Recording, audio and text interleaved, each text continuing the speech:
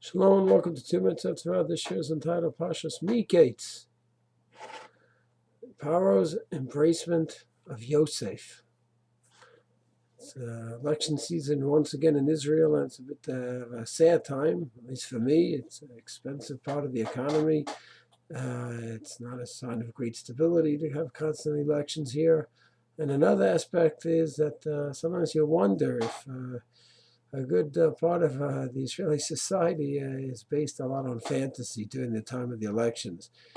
We seem to have a pattern, and it's across the world. It's not only in Israel that with new elections, sometimes a new person, a new party gets in that was hardly known. He didn't slowly work his way up through the government. He just somehow comes out of nowhere and all of a sudden has 20 seats, whether it was Lapid or Bennett and other candidates and parties as well in the past. And after a year or so, they're voted out, or they go from 20 seats to 10, 5, 2 seats.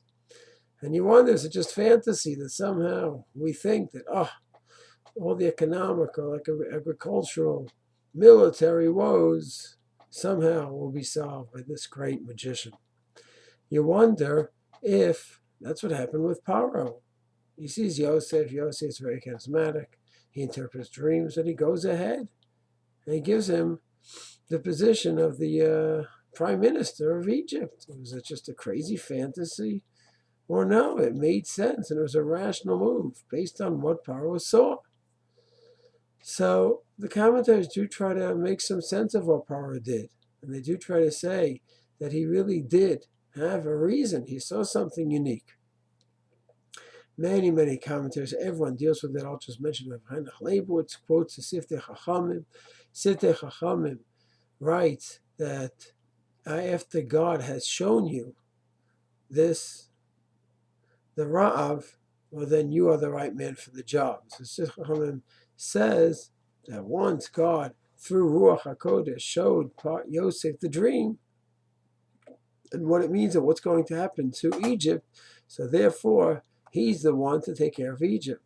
Yosaif Halaiv says, what does this mean? Is the Siftei Chachamim saying that since he had Ruach HaKodesh on the dream, he also had Ruach HaKodesh on the solution to the problem? Is that what he means? Yosaif Halaiv says, maybe not. Rather, since Yosaif had Ruach HaKodesh and saw the dream so clearly and it was so real, his Ruach HaKodesh ended with that.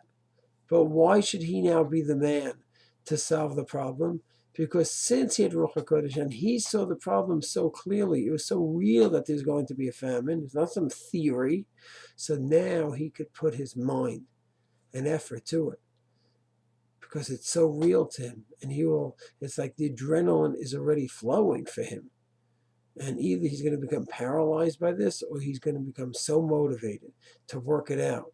And Yosaif Halaiv learns from here is that when a person goes ahead and he sees something as real, as a challenge, as an issue that has to be dealt with, and he puts all his energy into it and his seichel into it, he can come up with unbelievable solutions. But he has to see how real the challenge is. And that's what Pharoh saw in Yosaif, that for him it is so real, and it's so immediate, and it's so overwhelming to the Egyptian society that we need a solution. And Yosaif, is in it already. And because he's in it, he can use all the potential and all his energy and his seichel to address the problem. That's the chiddush of Yosaif Halaiv on Pharoh embracing Yosaif. Shalom.